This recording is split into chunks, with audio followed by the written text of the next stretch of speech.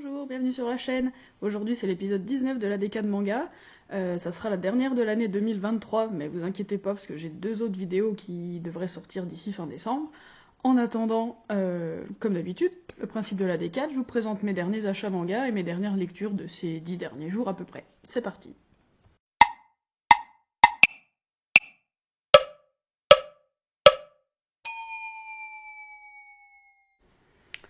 À la base, j'avais pas prévu d'acheter plus de mangas c'est en décembre, parce que si vous avez suivi sur la chaîne, j'ai fait un gros achat chez Gibert il y a pas très longtemps, mais je suis allée à Dijon dans la semaine dernière, donc j'ai fait un petit crochet chez Gibert pour guetter les occasions, et puis un petit crochet chez Momi pour les nouveautés. Donc j'ai trouvé 2-3 trucs pas mal.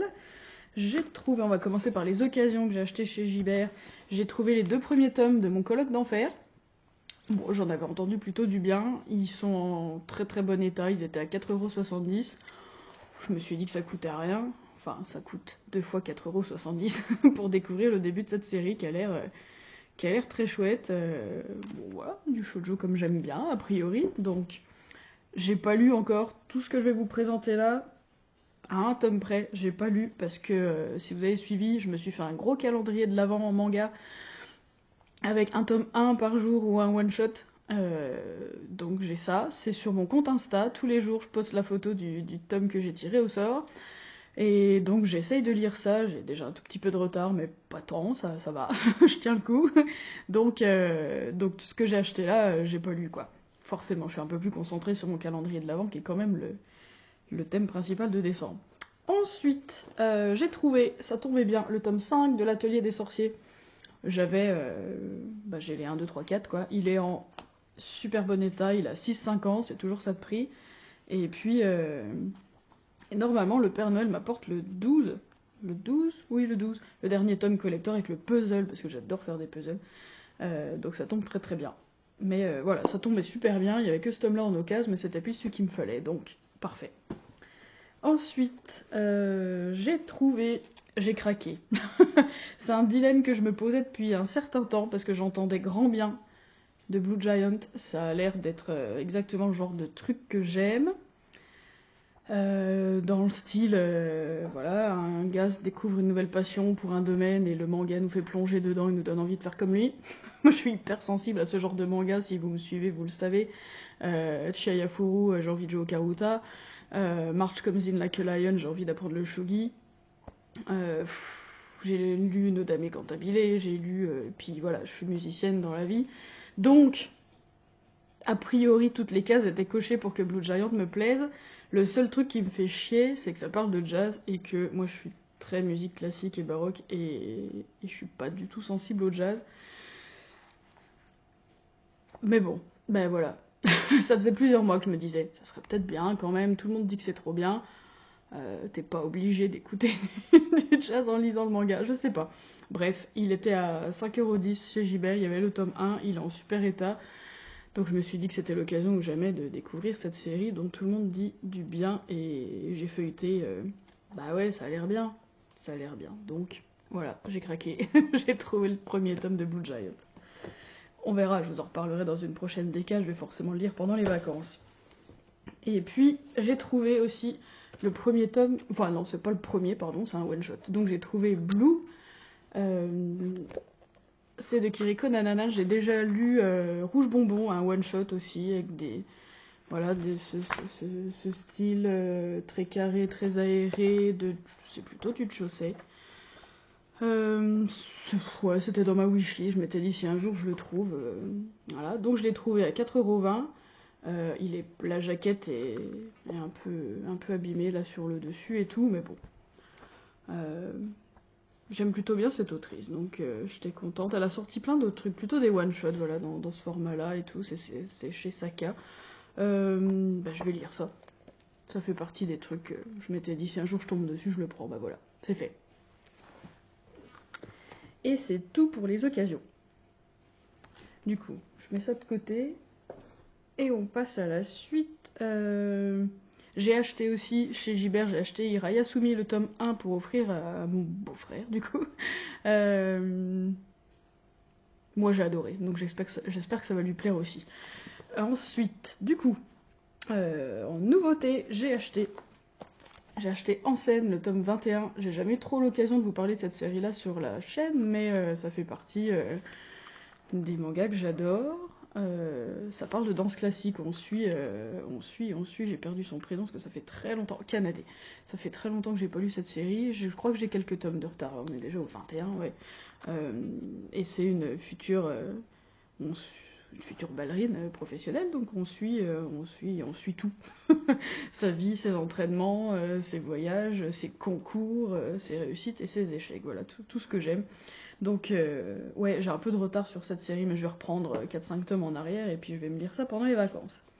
Un peu le même style, mais pas en danse, mais en rakugo cette fois. Le tome 3 de Akane Banashi que j'ai trop hâte de lire. J'avais vraiment surkiffé les 2 premiers tomes, donc ouais, très contente que le tome 3 soit déjà sorti et je vais pouvoir me lire ça assez vite, c'est prévu. J'ai acheté aussi le tome 2, et c'est le tome final de Animal Crossing, l'île de la détente, à pas confondre avec l'autre série Animal Crossing qui paraît en ce moment, je crois que c'est chez Soleil Manga aussi de toute façon. Et l'autre j'avais vraiment pas aimé du tout, j'avais revendu direct. Par contre cette série-là j'avais trouvé ça très mignon, il y avait un côté un peu Totoro avec une vraie petite fille qui navigue entre son monde à elle avec ses parents et le monde d'Animal Crossing. J'avais trouvé ça vraiment choupinou. C'est vraiment vraiment choupinou.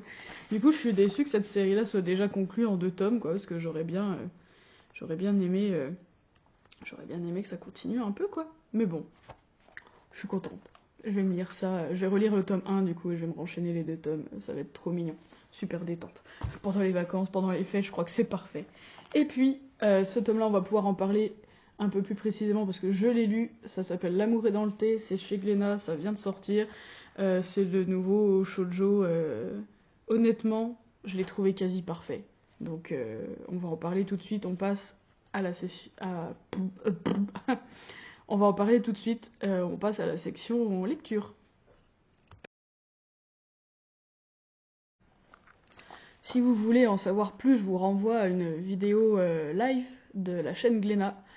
C'était sur Twitch, mais il y a le replay sur YouTube, où ils en ont parlé longuement. Et c'était vraiment super intéressant. J'avais déjà... De toute façon, il était déjà dans ma wishlist, mais d'entendre en parler chez Glénat, là, ça m'avait vraiment donné envie. Et là, je l'ai acheté, et il n'était pas dans mon calendrier de l'avant, mais je l'ai lu quand même direct, parce que vraiment, j'en avais très envie. Et puis en plus, voilà, bon, par contre, il est un petit peu fin, mais bon. Et vraiment, honnêtement, je pense que c'est le meilleur shoujo que j'ai lu cette année. De toute façon, je vais vous faire un top de mes lectures 2023, évidemment. Évidemment. Bref, je l'ai trouvé quasi parfait. Je vous raconte quand même de quoi ça parle. Donc on va suivre la fille qui est là, qui s'appelle Chako, qui fuit son fiancé. Elle est coach sportif et elle fuit son fiancé. On comprend. Pour l'instant, on sait pas pourquoi, hein, mais à part qu'il a l'air hyper chelou, on sait rien de lui. Mais il a 2 apparitions dans le tome là, où je me suis demandé si la scène c'était un cauchemar ou une vraie apparition du mec. Bref, il est hyper chelou. Et donc elle le fuit, et puis bah, elle a pas d'autre solution que de retourner chez ses parents dans la plantation qui tiennent une plantation de thé. Et qui a priori est tenue par son frère. Et puis ça fait plusieurs années qu'elle n'était pas revenue chez elle parce qu'elle avait un peu coupé les ponts. Et quand elle débarque, elle découvre une petite fille et le mec que vous voyez là. Qui a priori... attendez, j'en reviens à la petite fille. La petite fille habite là. En fait, c'est la fille de son frère, donc c'est sa nièce. La maman de la petite fille en question est décédée.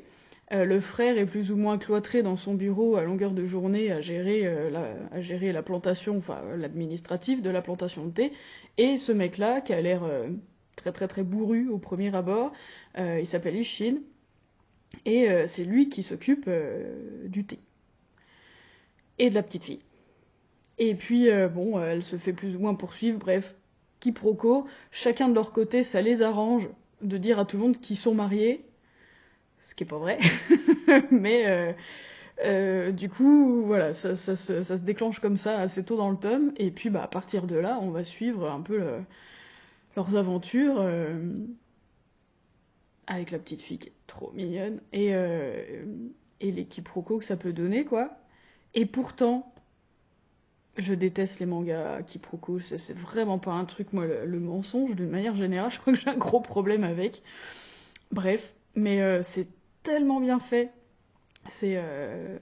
Franchement, j'ai tout adoré, quoi. Les dessins, c'est très joli aussi. C'est fin, c'est expressif, mais c'est très drôle aussi. Euh, les paysages, les persos, enfin, non, tout est bien. Tout est bien. Les persos, justement, sont bien écrits, ils sont cohérents, ils sont compréhensibles, on s'attache. Enfin, non, vraiment, c'est super. Pour l'instant, on sait pas beaucoup de choses sur eux, mais je pense que ça va venir et ça va être super. Enfin, en tout cas, on a très envie d'en savoir plus. Il y a des scènes très drôles, c'est vraiment chouette. Enfin, non, vraiment. Vraiment, si vous lisez du shoujo. Et puis là, le truc qui est trop bien, enfin moi qui me parle encore plus, c'est que pour une fois, c'est pas un shoujo lycéen, quoi. Ça y est, c'est un shoujo adulte. Euh, donc je pense que ça va être vraiment, vraiment chouette. Et en plus, on en apprend, on est en immersion dans la plantation de thé, et c'est bien chouette. Même si je bois pas de thé, mais peut-être qu'après tout, ça va peut-être me donner envie du coup. Bref, vraiment, super découverte. J'ai très hâte de lire la suite, quoi. Vraiment, vraiment très très bien. L'amour est dans le thé, je le conseille à fond. Et ensuite, j'ai continué ma lecture de Sons of Life.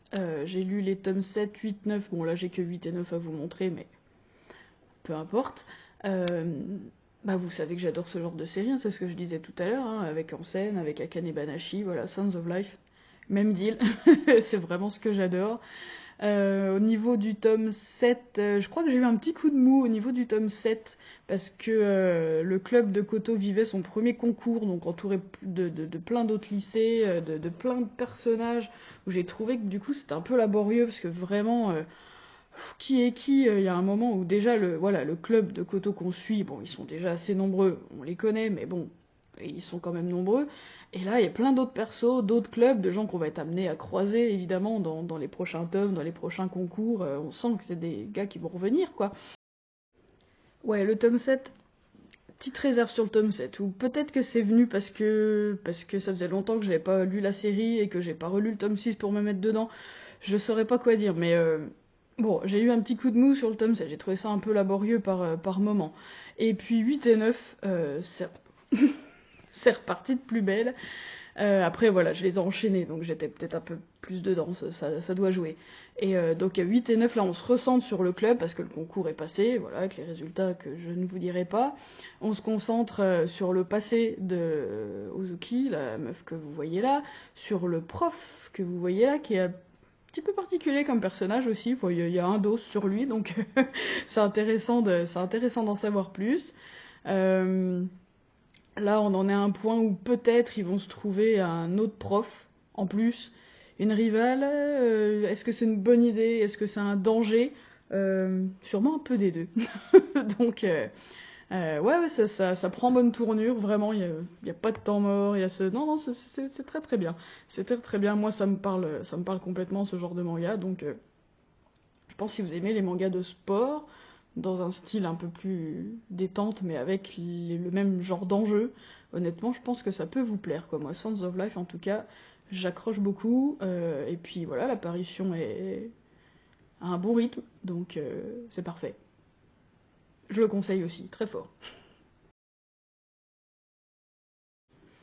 Évidemment, j'ai lu plein d'autres trucs ce mois-ci, mais comme je vous disais, c'est les mangas tirés de mon calendrier de l'avant, donc je ferai une vidéo spéciale pour tout ce que j'ai lu, parce que comme c'est tout des tomes 1, ça va être un peu la question, est-ce que j'ai aimé, est-ce que je vais continuer ou pas? C'est un peu le deal.